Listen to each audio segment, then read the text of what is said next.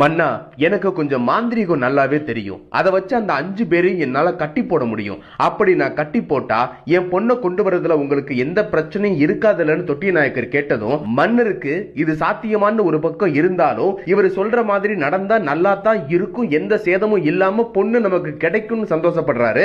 அதுபடியே தொட்டிய நாயக்கரை கட்டுக்கட்ட சொல்லிட்டு மன்னர் வீரர்கள் எல்லாத்தையும் மறுபடியும் தயார்படுத்துறாரு. தொட்டிய நாயக்கர் பூஜைக்கெல்லாம் ஆயத்தமாகிறாரு. யாக குண்டம் வளர்த்து உயிர் பலி அதிகமா கொடுத்து யானை பலம் கொண்டவங்களை மந்திரத்தால கட்டி போட முயற்சி பண்றாரு. கட்டுற கட்டெல்லாம் கருப்பை முன்னாடி காணாம போகுது. தொட்டிய நாயக்கர் கத்துக்கிட்ட சித்து எல்லாம் மொத்தமா இறக்கி துர் தேவதைகளை துணையா நிறுத்தி 6 அடி வேங்க 5ஐயும் கட்டி போடுறான். வேலை வீட்டு எல்லையை தாண்டி கொண்டு போய் பூட்டி போடுறான். தொட்டிய நாயக்கர் சொன்னபடி வேலையை முடிச்சதும் மன்னர் வேலன் வீட்டுக்கு அரண்மனை வீரனை அனுப்பி, நாளைக்கு காலையில உன் பொண்ணை கொண்டு வந்து அரண்மனையில ஒப்படைக்கலனா உன் 5 பசங்களோட சேர்த்து உங்க 2 பேரையும் மன்னர் கொன்னுட்டு பொண்ணை தூக்கிட்டு போவாராம்னு சொல்லி எச்சரிக்கை பண்ணிட்டு வர சொல்றாரு. மன்னர் சொன்னபடியே அந்த வீரன் வந்து வேலன் கிட்ட சொல்லும் போது வேலன் வீட்டுல வளர அந்த செல்ல பிள்ளையும் அதை கேட்டுறா. விடிஞ்ச பொழுது விழுந்து போச்சு. வீட்டை விட்டு வெளியே போன அண்ணன் 5 பேரையும் காணோம். வீட்டுல இருக்க அம்மா அப்பா 2 பேரு கூட நிம்மதி இல்லாம அழுதுகிட்டே இருக்காங்க. நாளைக்கு நான் அரண்மனைக்கு போலன்னா என்ன அடையிற ஆசையில இருக்க அந்த மண்ணை இவங்க 2 பேரும் உயிரை எடுத்தாலும் எடுத்துருவான். இதுவரைக்கும் நடந்த பிரச்சனைக்கும் நடக்க போற விபரீதத்துக்கும் நான் ஒருத்தி தான் காரணம். நடந்த பிரச்சனையை என்னால எதுவும் பண்ண முடியலன்னாலும் நடக்க போற விபரீதத்தை என்னால தடுக்க முடியும் நினைச்சுக்கிட்டு படுக்கையில படுத்திருந்தவ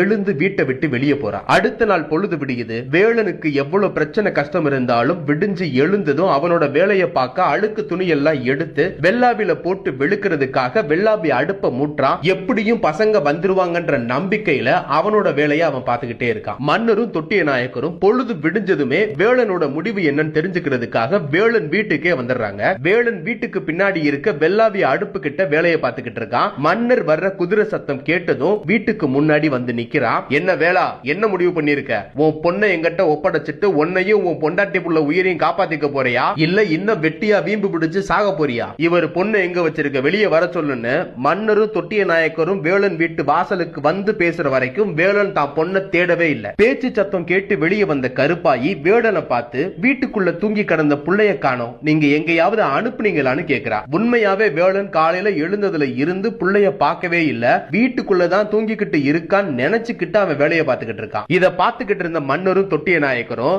என்ன வேளா, எங்களுக்கு பயந்து ராத்திரியோட ராத்திரியா புள்ளைய கொண்டு போய் வெளியூர்ல பதுக்கி வச்சுட்டு ஒண்ணுமே தெரியாத மாதிரி புருஷனும் பொண்டாட்டிய நாடகம் மாட்டீங்களா?